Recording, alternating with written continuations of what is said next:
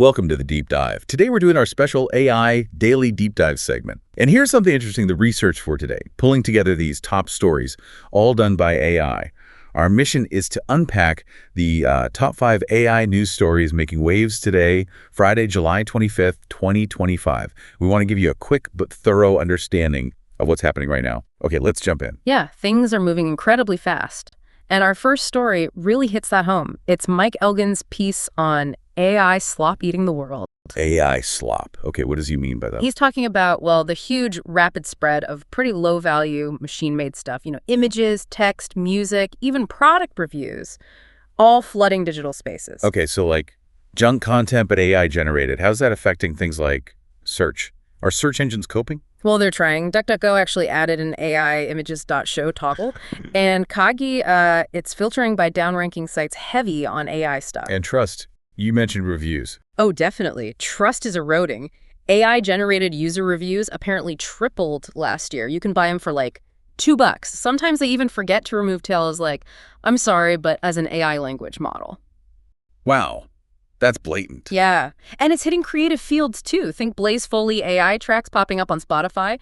Deezer reported over 20,000 fully AI-produced songs being uploaded daily. That's 18% of their new content. 18% daily. That's huge. Okay, so AI is impacting content, trust, creativity. What about the bigger picture? Government, policy. Brian Merchant wrote about Trump's AI action plan. Sounds critical. Very critical. Merchant calls it a blueprint for dystopia. It's this 28-page plan plus 3 executive orders. Dystopia. What's in it that's causing such alarm? Well, it's heavily pushing for deregulation. It calls for getting rid of red tape, even penalizing states if they try to regulate AI, also fast-tracking permits for data centers.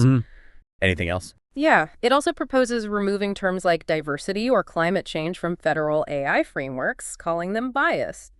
And interestingly, it suggests letting AI companies off the hook for copyright laws to beat China. Right, the competition with China. Exempting from copyright, removing environmental rules for data centers. That's quite a stance. It is. And speaking of big players and big warnings, Sam Altman from OpenAI has been pretty vocal. Yeah, what's Altman saying? I heard something about jobs and security threats. Exactly. He warns AI is already shaking up employment big time. He points to sectors like customer support, saying they might become totally obsolete because AI is faster and more accurate. But is that the only view? No, there's pushback. Manoj Chaudhary, for instance, argues the real threat isn't AI itself, but, deploying it carelessly. He says human empathy, human judgment, those are still crucial. Okay, so a debate there. What about Altman's other points? Healthcare, security. He made a pretty bold claim that ChatGPT might be a better diagnostician than, well, most doctors, though he did add a personal note of caution there. Better than doctors, okay? And the national security stuff. That sounds pretty serious. He's worried about AI weaponization, the potential to, say, cripple financial systems, and using things like voice cloning for fraud that's basically untraceable. Big risks. Definitely sounds like a double-edged sword. Yeah. So while the U.S. figures out its approach, what's happening elsewhere? You mentioned China. Owen Daniels and Hannah Doman wrote about China's overlooked AI strategy. Right. Their strategy seems to be evolving, focusing a lot on open source AI models and projecting soft power. Soft power through open source AI. How does that work? Well, look at models like DeepSeek's R1. It hit, 97 million users by April this year, and millions of downloads of related models. Moonshot AI's Kimi K2 is similar. They're pushing these low-cost, adaptable AI systems to developing countries, Africa, Asia, Latin America, the Middle East. So offering accessible tech builds influence, kind of like their Digital Silk Road initiative. Exactly. It fits into that broader strategy. And the U.S. is responding, right, with Meta's Llama, Google's Gemma, and OpenAI apparently has an open source model plan, too. So it's becoming a key part of the global competition. Fascinating. Okay, from global strategy, let's shift to something a bit existential. Sigil Samuel's piece asks, AI scheming. Are ChatGPT, Claude, and other chatbots plotting our doom? Are they really capable of deception? Yeah, scheming sounds pretty dramatic, doesn't it? The concern is whether these AIs can be genuinely deceptive or manipulative. But is there proof?